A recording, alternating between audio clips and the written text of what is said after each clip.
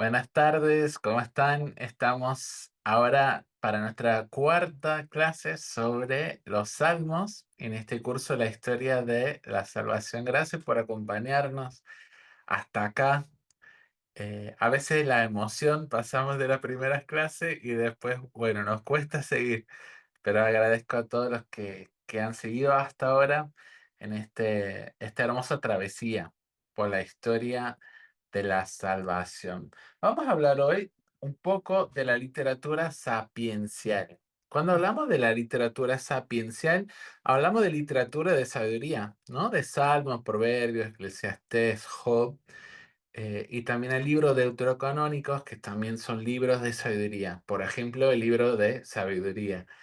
Eh, pero esa literatura es única, no suele haber libros así hoy en día o tantos. Entonces a veces nos cuesta entender cómo funcionan esos libros o qué propósito tienen. Pero quiero compartir con ustedes dos consideraciones para tener en cuenta al leer la literatura sapiencial. Número uno, descubrimos que todo lo que tiene que ver con la vida, lo familiar, lo social, lo que pasa a nivel político, económico y militar, tiene que ver con la fe. No hay un ámbito donde Dios está desinteresado. Dios no nos dice, bueno, con tal de que hagan todo bien en el templo o en la iglesia, lo demás no importa. No pareciera ser la actitud de Dios. A Dios le interesa muchísimo que hacemos tanto a nivel familiar como a nivel social, como a nivel político, a nivel sociedad. Y eso es importante, que la literatura sapiencial nos habla de todos estos ámbitos de la vida. No deja nada por fuera.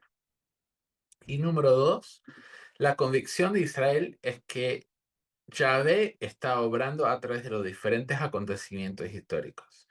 No está ajeno Dios a lo que pasa en este mundo, ¿no? Una visión deísta sería pensar que Dios hizo el mundo como un reloj, lo arrancó y se fue, y se entiende de lo que pasa en el mundo, pero no es la convicción de su pueblo. La convicción del pueblo de Dios es que Dios no solo está presente, sino que se involucra en la cotidianidad y especialmente en los grandes acontecimientos históricos del pueblo de Dios. Y hay dos expresiones de la fe de Israel que vemos principalmente en el Antiguo Testamento, en principio y después en el Nuevo Testamento. Y es la fe de la narrativa.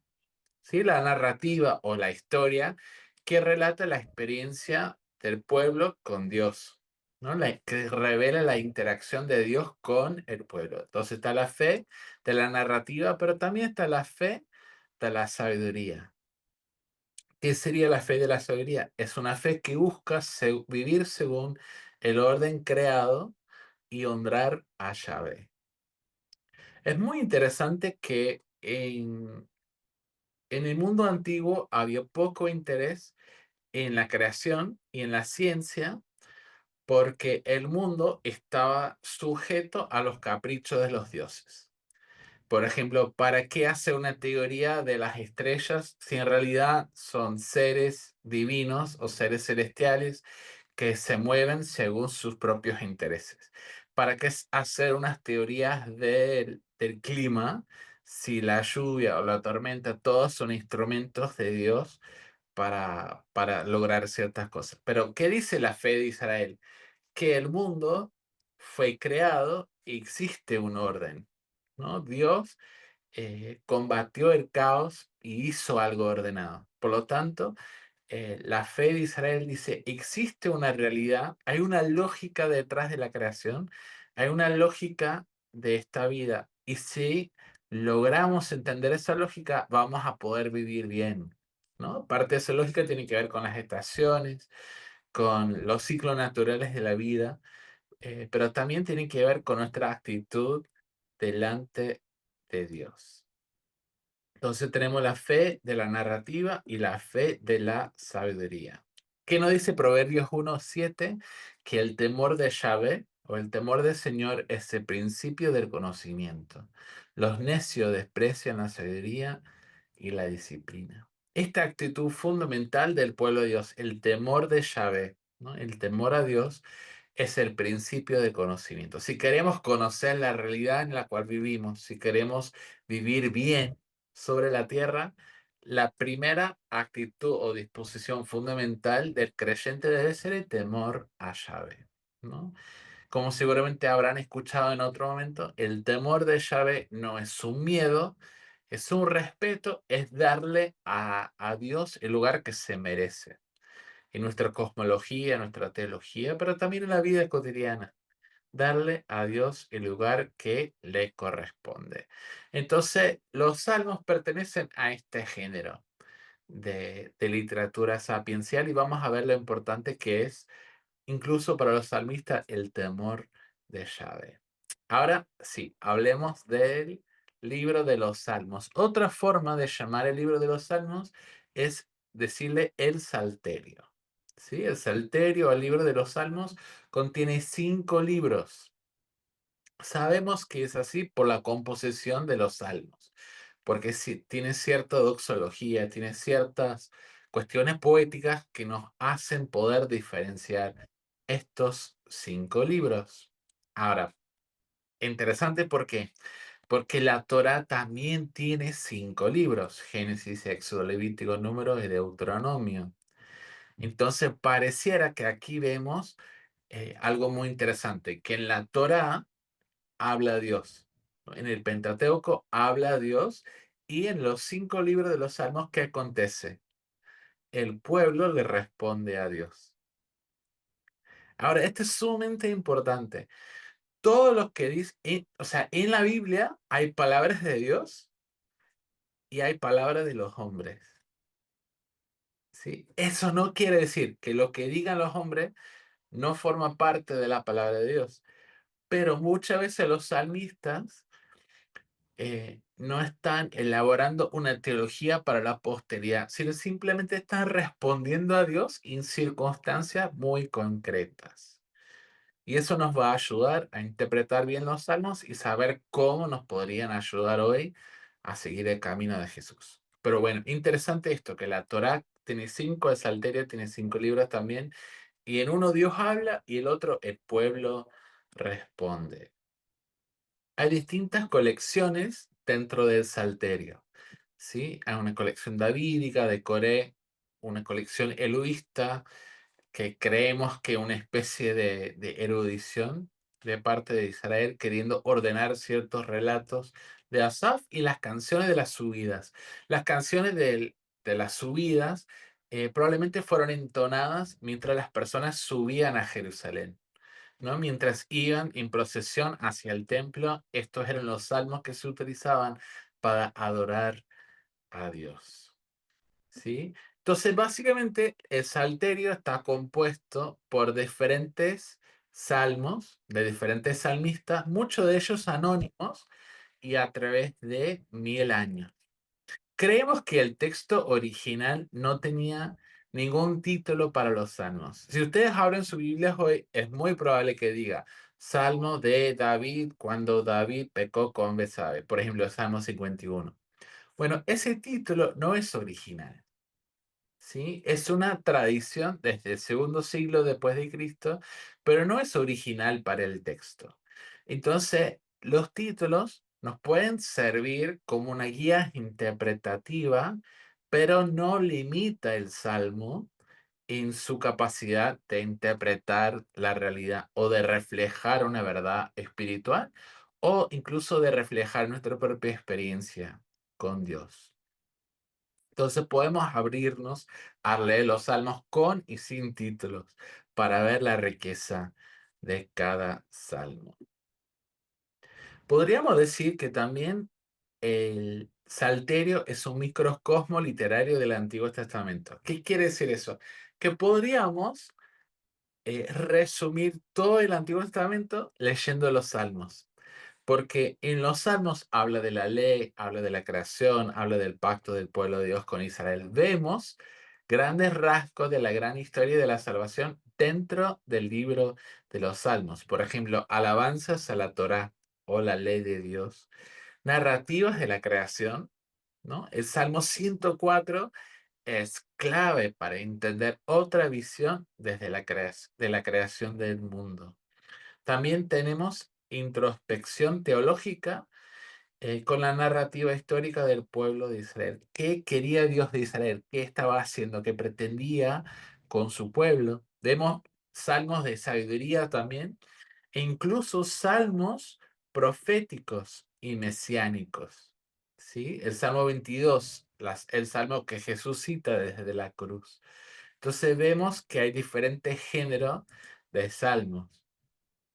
Algunos eruditos que dicen que hay tres géneros principales en los salmos, cuáles serían la alabanza o acción de gracias, el lamento y el salmo sapiencial. Pero también hay subgéneros a estos salmos. Hay salmos penitenciales, o sea, salmos pidiendo perdón a Dios, salmos reales, salmos de Sión, salmos de peregrinaje, como habíamos dicho, las canciones de las subidas, y salmos de la Torá. El salmo más grande que tenemos es un salmo que alaba la ley de Yahvé.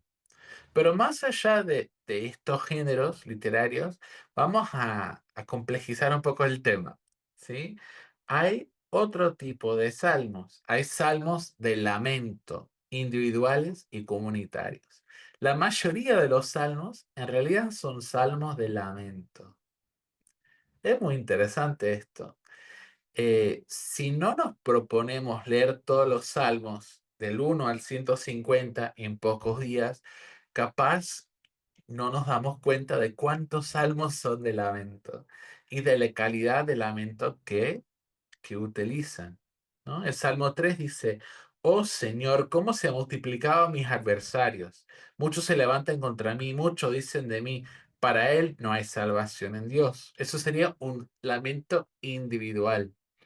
Pero también hay lamentos comunitarios, por ejemplo, Salmo 44. Oh Dios, con nuestros huidos hemos huido. Nuestros padres nos han contado la obra que hiciste en sus días, en los tiempos antiguos. Manda victorias a Jacob. Básicamente, hace acto de presencia. Vení a nuestra ayuda. Entonces tenemos lamentos individuales y lamentos comunitarios. Ahora, ¿qué hace el pueblo de Dios lamentando tanto? Podríamos interpretar que un lamento es una falta de fe, es una falta de confianza. De repente están lamentando por falta de obediencia. Entonces, ¿por qué recogería la Biblia los salmos? ¿Por qué recogería el Salterio estos salmos de lamento? ¿No? Y creo que terminamos concluyendo que fue el plan de Dios, que estos salmos de lamento, que muchas veces incomodan, terminaron siendo parte de las escrituras, porque nos dice algo acerca de Dios y de su relación con su pueblo. También hay unos de alabanza, los salmos que nos gustan leer los domingos, cuando todo está bien, ¿no? Salmo 29, un gran ejemplo. Tributen al Señor, oh Hijo de los poderosos, tributen al Señor gloria y poder, tributen al Señor la gloria debida a su nombre, adoren al Señor en la majestad de su santidad. ¿No? Estos son los himnos que conocemos. El Salmo 100 es otro salmo de himno de alabanza que nos agrada. Esto sí tiene más sentido y es más fácil de asimilar. Tenemos también salmos de acción de gracias, tanto individuales como comunitarios. El Salmo 30. Oh Señor, Dios mío, te pedí auxilio, me sanaste. Oh Señor, has sacado mi alma del Seol, ¿no? De la tumba, del lugar de los muertos. Me has guardado con vida para que no descienda al sepulcro. Y el Salmo 67. Te den gracia los pueblos, oh Dios, todos los pueblos te den gracias. Hablando de un salmo de acción de gracias comunitario.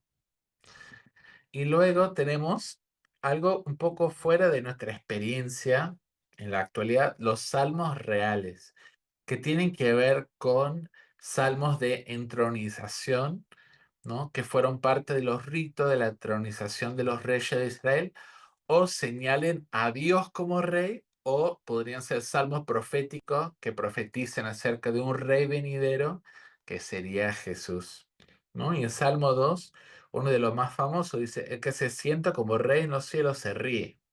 El Señor se burla de ellos. Luego les hablará en su ira, en su furor los aterrará diciendo, pero yo mismo he consagrado a mi rey sobre Sión, mi santo monte. Ciertamente anunciaré el decreto del Señor que me dijo, mi hijo eres tú, yo te he engendrado hoy. Entonces aquí vemos un ejemplo de un salmo real que tiene varias funciones, como habíamos dicho. Y por último, salmos sapienciales.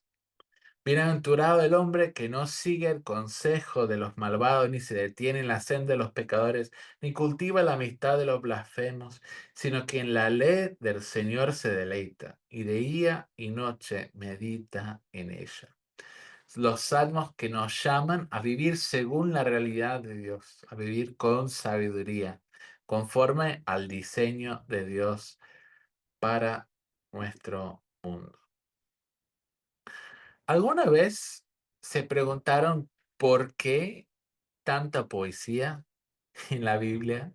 ¿Por qué tanta poesía? ¿Por qué 150 poemas acá? Bueno, en realidad un tercio de la Biblia está escrito en poesía. La poesía hebrea es muy diferente a lo que sería nuestra poesía hoy. Nada que ver con Pablo Neruda, con Mario Benedetti. Es una poesía que tiene otras métricas, otros ritmos, pero en fin, es poesía. ¿Por qué la poesía? Bueno, quiero sugerirles que la poesía llama a la reflexión. La poesía habla tanto a la cabeza como al corazón. Cuando uno está triste, capaz pone una canción de, bueno, si sos grande, ya, una canción de Sin Bandera, qué sé yo. Buscas alguna música que trae consuelo a tu corazón. Capaz en Colombia un vallenato, una salsa ahí en el Caribe. Buscas una canción con la cual te sentís identificado, porque la poesía apela al corazón, habla al corazón. Pero la poesía también habla a la cabeza, porque requiere cierto nivel de interacción o de interpretación para que se haga efectiva la poesía, ¿no? La poesía también busca provocar una reacción visceral o emocional y una respuesta más allá de reconocimiento. Ante la poesía no podemos decir, ajá, entendí. Cuando alguien lee una poesía, el público no dice, sí, comprendí el mensaje. No, ¿qué dice?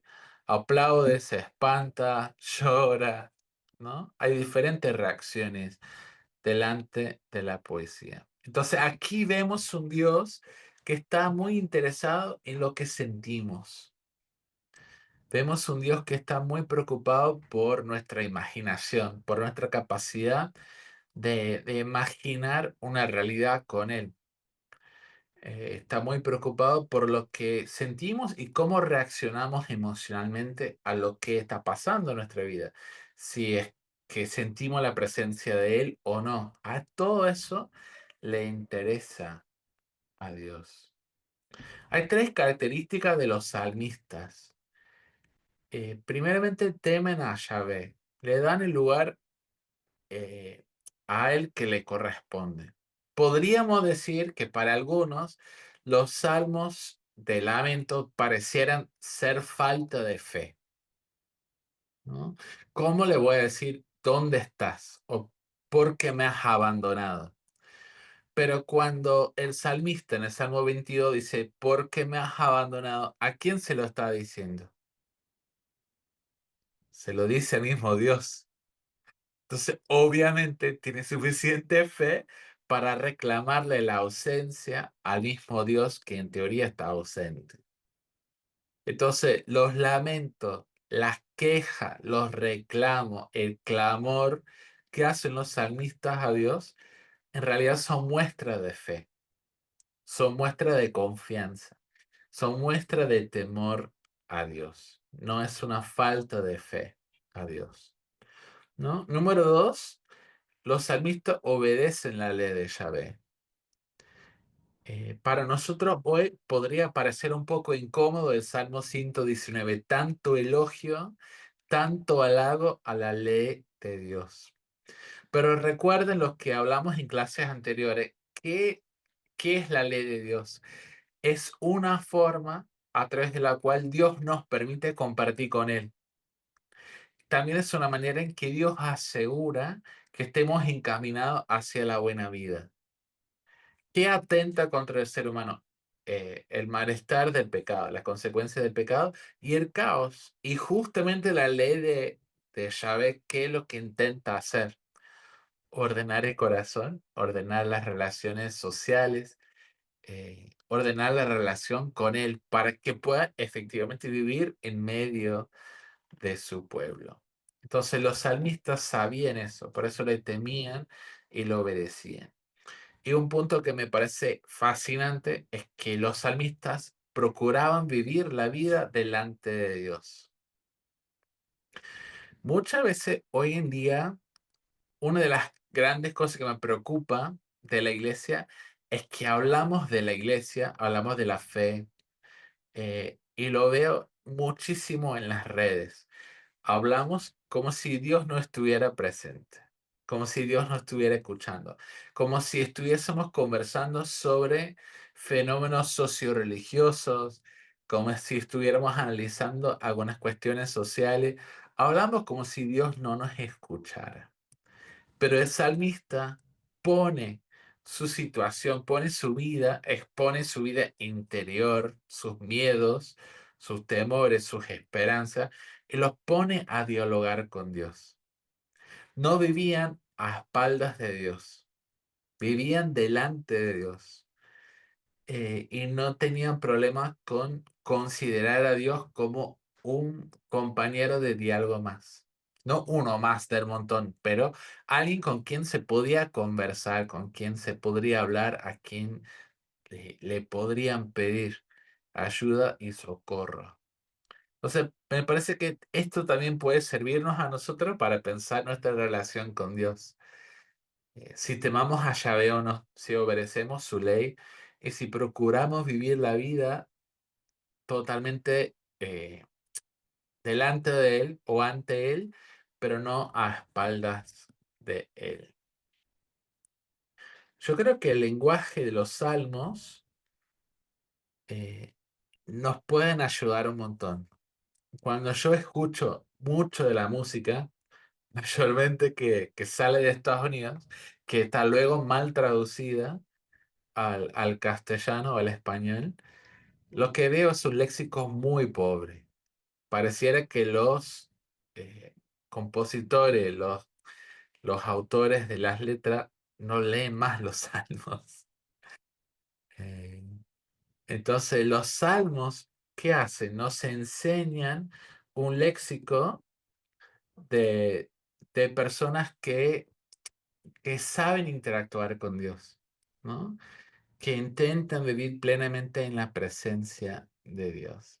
Entonces no deberíamos descuidar los salmos, no deberíamos eh, desligarnos de ese lenguaje que ha sido heredado. Eso no quiere decir que no podemos inventar capaz nuevas formas de expresar lo que sentimos por Dios o lo que nos pasa. Eso está muy bien y se ha hecho hace 2000 años, pero eh, cuando no igualamos la riqueza de los salmos, algo nos está faltando. Y los salmos están justamente para que podamos recurrir a ellos para volver a bautizar nuestra imaginación, por decir de una forma, para volver a descubrir qué significa interactuar con Dios y vivir plenamente en su presencia.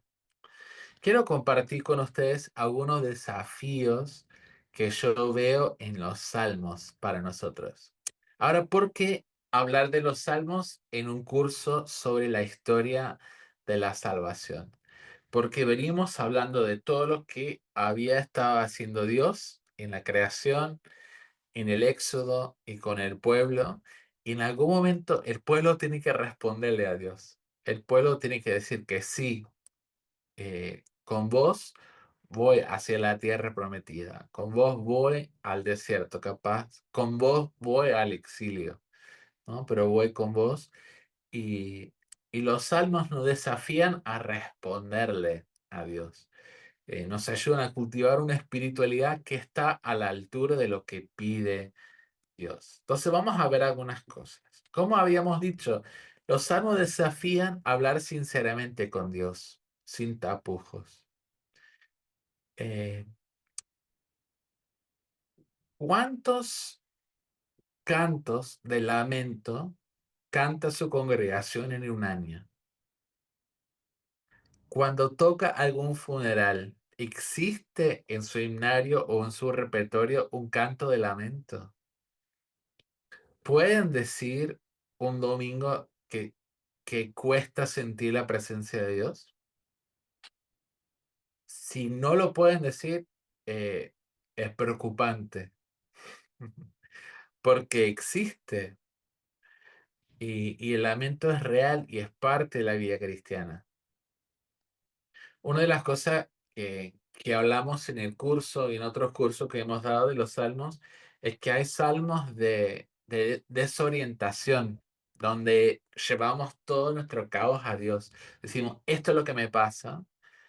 Y hay salmos de orientación que nos ayudan a ordenar y hay salmos de reorientación que nos toman de este lugar de desorden y nos permiten ver otro futuro posible.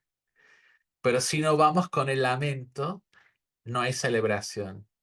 Sin Viernes Santo, no hay Domingo de Resurrección. Si no lloramos la muerte, no hay celebración. Si no lamentamos el pecado, no hay gracia, no hay perdón. Entonces tenemos que hablar sinceramente con Dios sin tapujos, y eso significa también lamentar en comunidad, llorar en comunidad, ¿no? No fingir que la muerte es un pasar de página, porque es mentira. La muerte es el último enemigo que será destruido. Entonces, los salmos nos ayudan a hablar sinceramente con Dios sin tapujos. Y en la misma línea, no fingir alegría, bienestar o victoria en nuestras liturgias, ¿no? En las iglesias pequeñas es más fácil pararse delante de los hermanos el domingo y saber más o menos cómo vienen, cómo fue la semana, ¿no? Podemos ver en las caras de los hermanos si llegan a la iglesia con buen ánimo o no. Sabemos si recién perdimos un hermano, una hermana, sea un niño en la iglesia enfermo con cáncer. No tenemos que fingir estar bien. Los salmos nos dan permiso de pasarla mal, pero delante de Dios, en su presencia. Otra cosa que vemos como un desafío en los salmos es que la oración también es una respuesta a Dios, es un diálogo con Dios. Dios nos habla, nosotros escuchamos y también le respondemos a Él. A mí me parece hermoso que los salmistas eh, no tenían como una plantilla para escribir los salmos, sino que vaciaban lo que había en su corazón y se lo decían a Dios. Vamos a ver que muchos salmos comienzan con una queja y terminan con alabanza o terminan con acción de gracias. Pero sí comienzan con una queja, con un reclamo a Dios, porque respondemos a lo que Dios está haciendo en nuestros mundos. Como dijimos antes, no debemos vivir dando la espalda a Dios o fingiendo que Dios no está o que Dios no escucha. Debemos entender que la fe atraviesa toda la vida. La fe forma parte de nuestras decisiones económicas, forma parte de nuestras decisiones sociales, sobre nuestras amistades, sobre con quiénes nos casamos, con quiénes hacemos familia. La fe atraviesa todas esas instancias. No deberíamos tampoco racionalizar o espiritualizar de toda la realidad. ¿Qué quiere decir eso?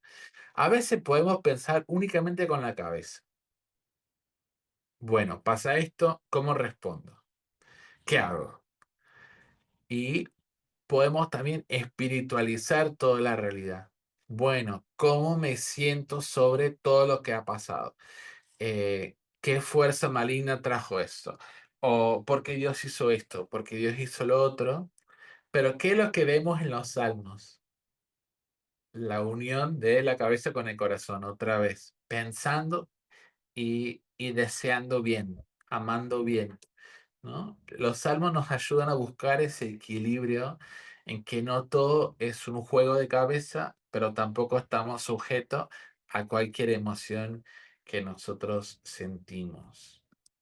Los salmos nos invitan a formar parte de la historia de la salvación, reviviendo momentos de liberación, compartiendo el lamento y la angustia del pueblo de Dios y alabando a Dios por su obra en nosotros y en el mundo. A mí me encantaría desafiarles a ustedes, si ustedes están encargados de la liturgia de su iglesia, lean un salmo por domingo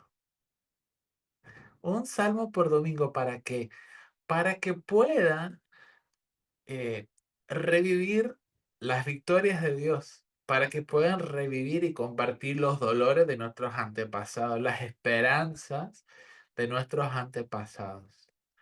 Estamos sujetos a la tiranía de hoy, de la canción que está de moda, de la que suena en la radio, y los salmos son como un pasaporte al pasado, que nos permita vincularnos con otra gente. Cuando yo iba a la casa de mi abuela de chico, yo le decía, abuelo, abuela, ¿querés que te cante una canción? Sí, y me daba el himnario de su juventud y me dice, cántame esta canción, que esta canción la cantamos cuando perdí a tu tío, que esta canción me ayudó en este momento, que esta canción significó para mí esto antes de que vos nacieras. Entonces, estas canciones antiguas son un vínculo, sirven como un vínculo con mi abuela por su pasado. Bueno, los salmos también nos vinculan con el pasado de la historia de Dios y hace que estas cosas se hagan presentes en nosotros, para que podamos después vivir a futuro con Dios. Entonces les animo de leer un salmo todos los domingos, ¿no? De participar en esta búsqueda de un léxico responsable y piadoso para hablar con Dios. El primer himnario de la iglesia primitiva, los salmos. Si queremos reproducir los primeros cantos de los primeros cristianos, solo tenemos que leer y cantar los salmos.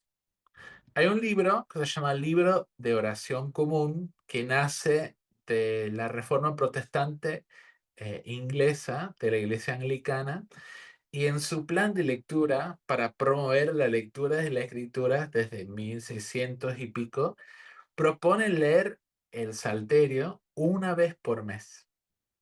Además de la lectura del Antiguo Testamento, del Nuevo y de los Evangelios, proponen leer tantos salmos por día para que cada vez, cada año, lea el libro de los salmos 12 veces.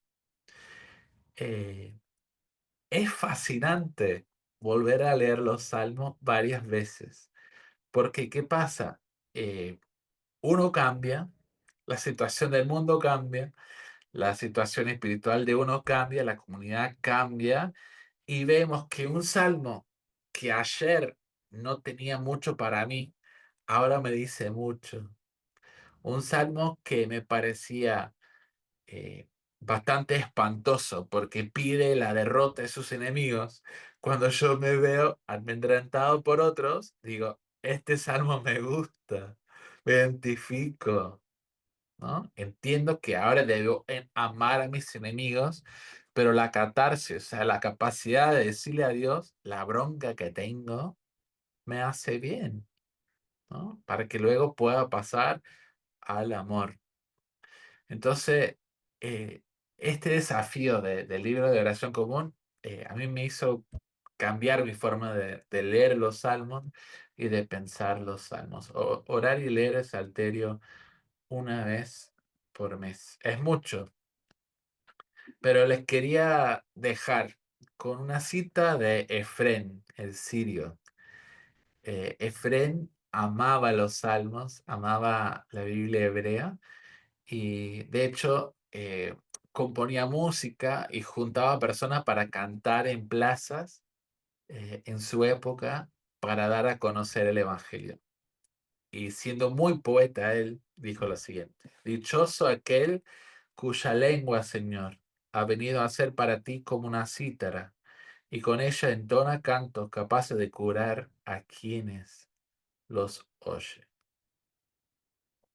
Si vamos a volver a enamorar a la juventud del Evangelio de Dios, creo que eh, un buen uso de los salmos nos puede ayudar un montón. Creo que mucho de las fórmulas que los cristianos han creado, muchos de los programas, mucho de la metodología, ya no llama tanta la atención a la juventud. Pero una vida honesta, vivida ante la presencia de Dios, con todo lo bueno y todo lo malo, eso me parece algo bello, algo atractivo y algo que podría llamar la atención de las personas que están buscando a Dios. Bueno, muchas gracias por escucharme. Ahora quisiera escucharles a ustedes. ¿Qué piensan de todo esto de los salmos, de la imaginación cristiana, de la liturgia?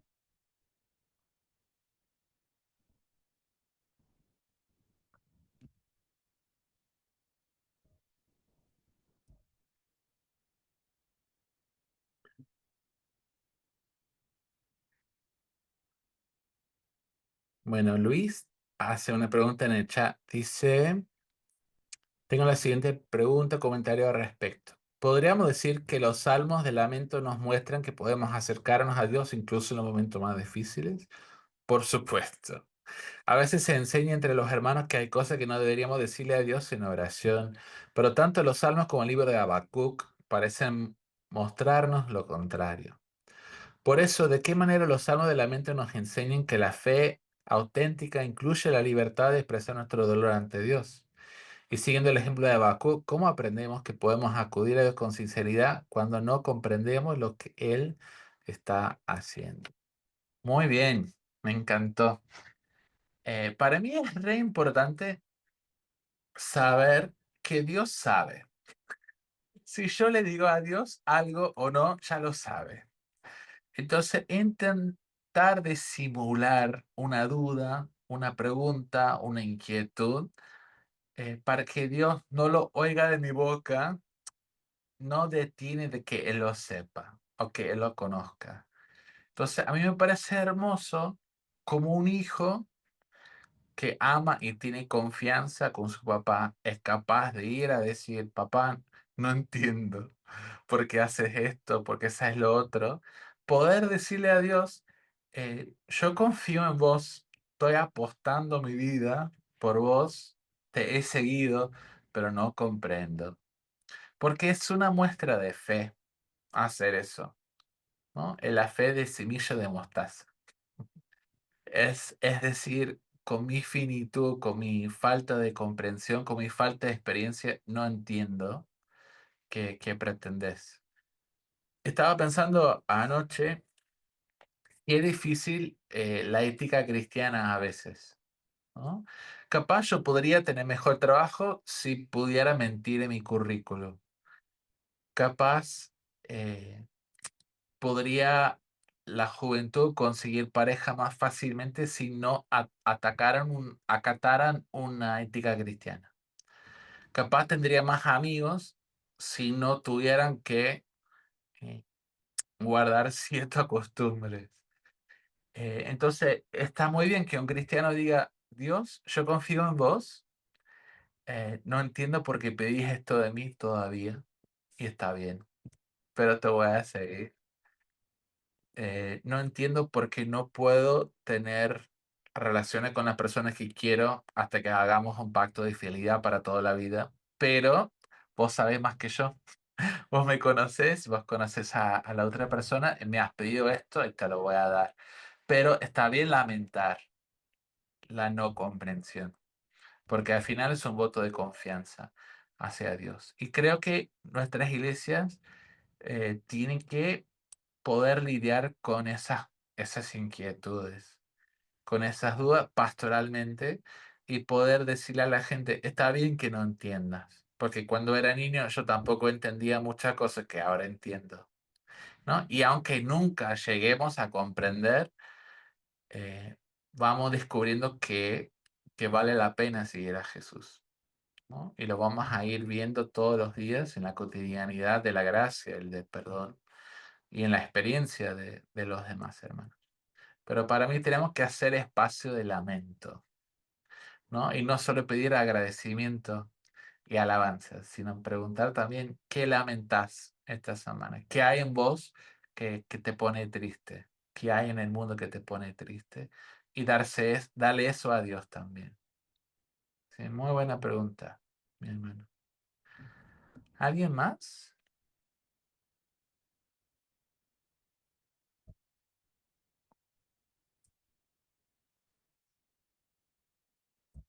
Hola Jonathan, Ok.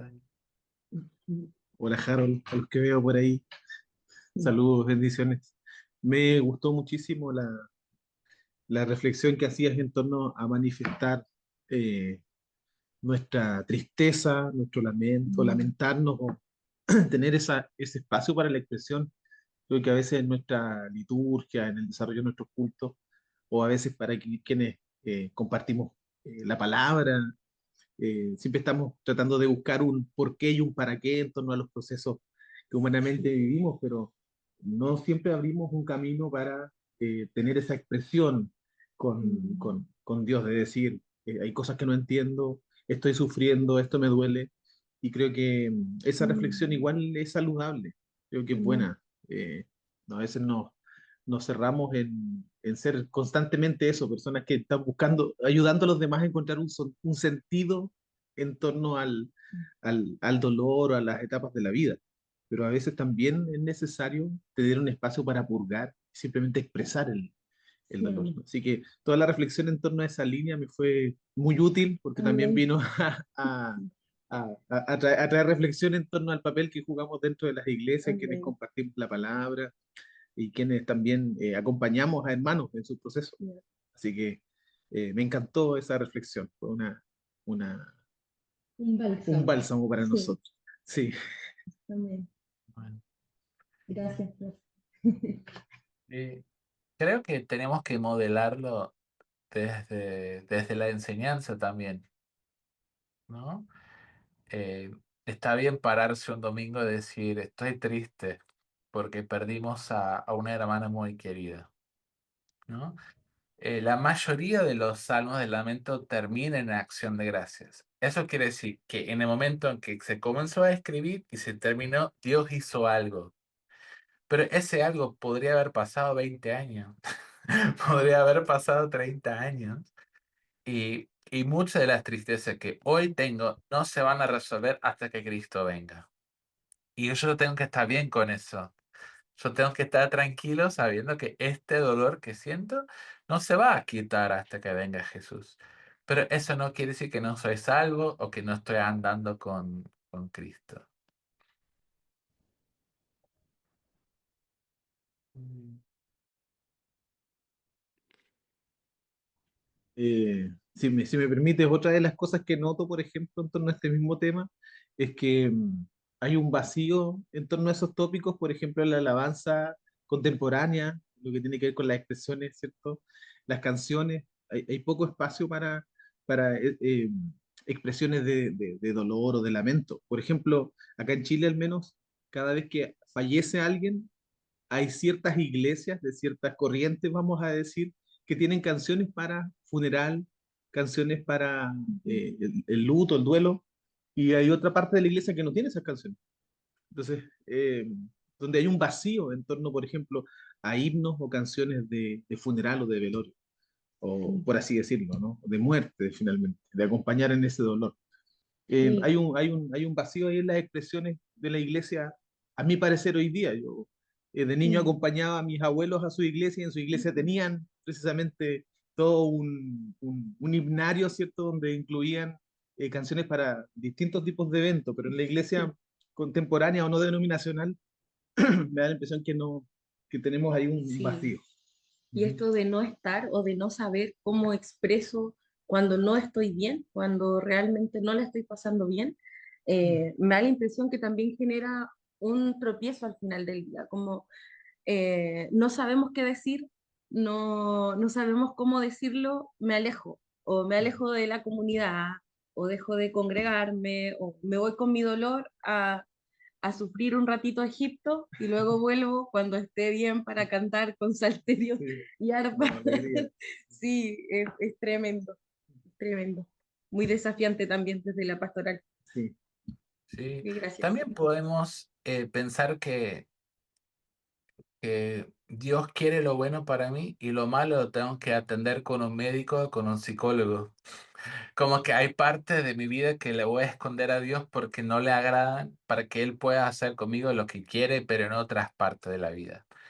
Pero ser íntegros delante de Dios y decir, bueno, ya vos sabés que a mí me está costando esto, o no entiendo esto, o lo estoy pasando mal. Y también el lamento nos da lugar para no proyectar nuestro malestar hacia los demás. Eh, a veces yo estoy muy mal y al no poder vocalizar por qué estoy mal y que estoy mal por el pecado o por las consecuencias del pecado, el mío o del otro, o por una pérdida, digo, ay, los hermanos me tratan mal. Y de repente los hermanos no me tratan mal. De repente yo estoy muy frustrado y no he podido decir lo que siento. No he encontrado las palabras para expresar el dolor que siento. Entonces podemos proyectar hacia los demás lo que es nuestro mal interior, o sea, el malestar que sentimos, y culpar a los demás por no atenderme, por no entenderme, pero al tener espacio de lamento, al poder decir, bueno, eh, hay un himno que dice, cuando andamos con Dios, escuchando su voz, nuestra senda florida será. Es como, todo va a ser hermoso. Y no ha sido mi experiencia. Hay cosas hermosísimas de ser cristiano. Eh, amo ser cristiano. Creo que hay más gozo en ser cristiano que en no ser cristiano. Sin embargo, hay cosas muy difíciles de ser cristiano también. Entonces tenemos que sincerarnos con lo que es la fe. Luis dice, es increíble ver que Dios no es ajeno a lo que vivimos ni indiferente a lo que sucede en el momento. Tenemos la libertad de acercarnos a Él con alabanza, con gratitud o incluso con dolor. En todo esto seguimos recordando que Dios es bueno, vivir plenamente en su presencia, tal cual. Lo importante es vivir todo en su presencia. Creo que es la invitación de los salmos. Muy bien. Harold, te escuchamos. Aquí platicando con mi esposa, creo que también es como cultural, porque te cuento un poquito, tengo varios grupos de casa donde se lee la palabra y algo que recuerdo bien de tus clases pasadas fue que dijiste, si el pastor no tiene el tiempo para ir y tomarse un café contigo, Cámbiate de iglesia. cámbiate de iglesia y yo no quiero ser ese.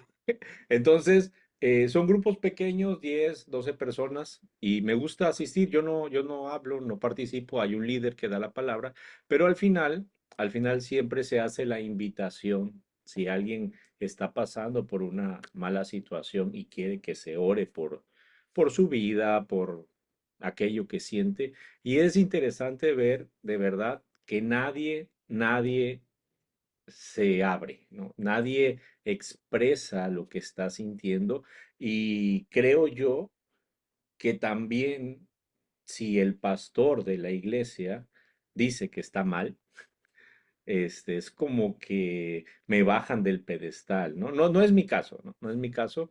Yo he aprendido muchísimo a lo largo de este tiempo que te he seguido a hablar y expresarme con palabras como, por ejemplo, es muy lindo, es maravilloso, o cosas que aquí en México a lo menos no se usan, ¿no? Nuestro vocabulario es muy cerrado, muy rudo y te tienen que ver como pues esa figura de autoridad. Si tú no tienes ganas, como dices, ¿no? Si tú no, tu pesar en el corazón eh, te sientes mal, ¿no? Y tú lo expresas a los demás, lo primero que te dicen es, está en pecado o lo está atacando el enemigo, ¿no?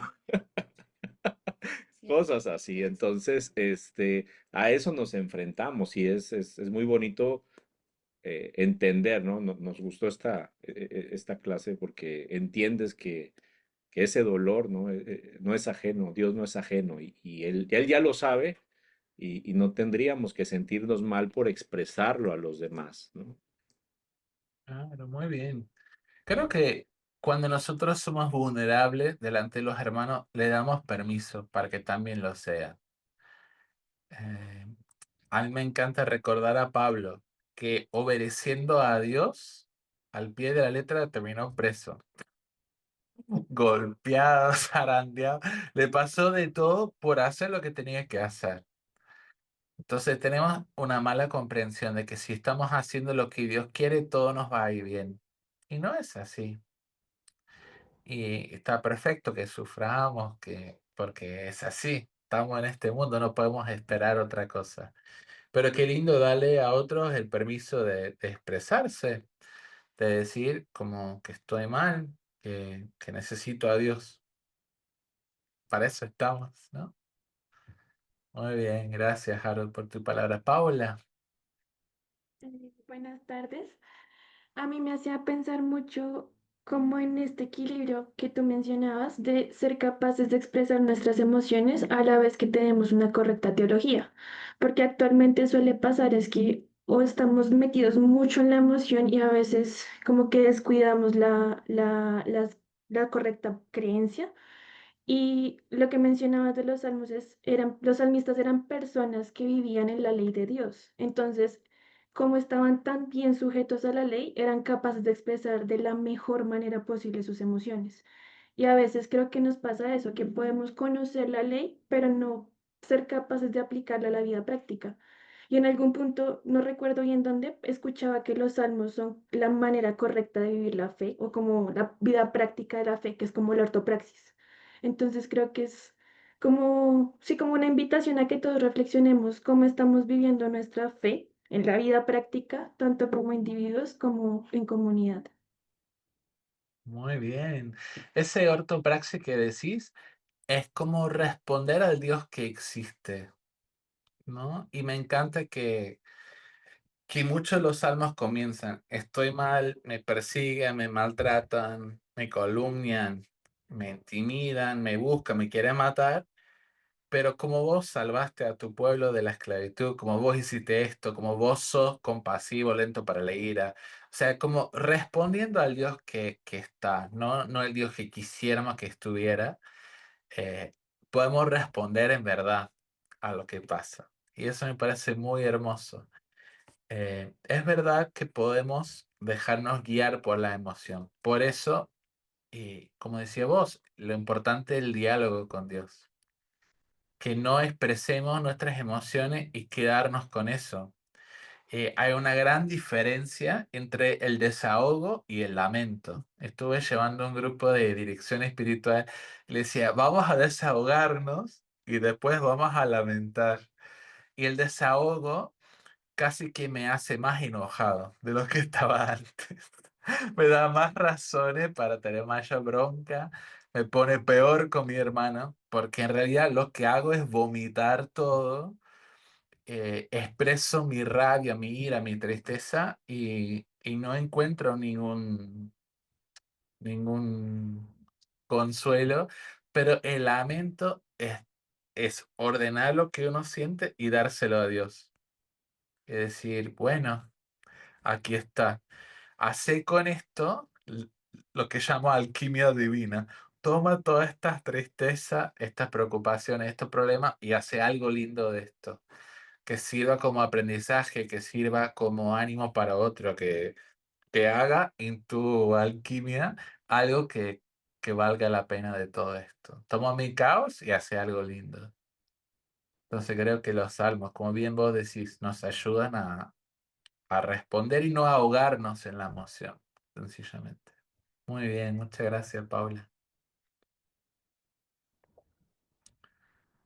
Muy bien. ¿Alguien más antes de terminar?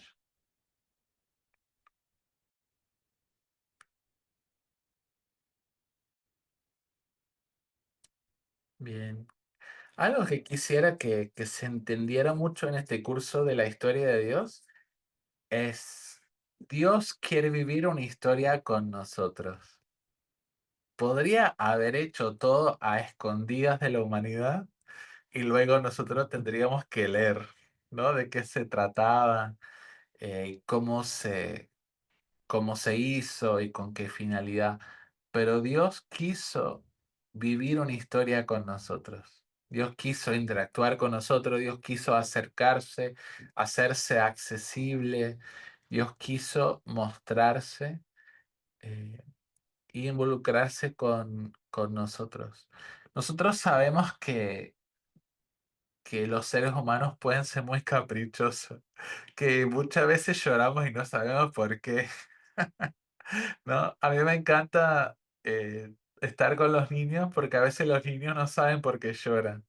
Y recuerdo que a veces los pasa a los adultos también.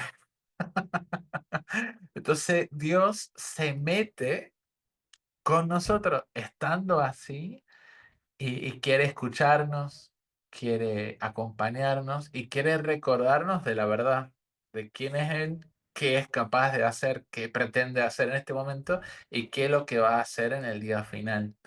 Y esas son las cosas que nos terminan guiando para que podamos relacionarnos no solamente correctamente con Él, pero de una manera hermosa, de una manera que da vida. Así que agradezco mucho su participación hoy, las preguntas, los comentarios, tanto de micrófono como en el chat.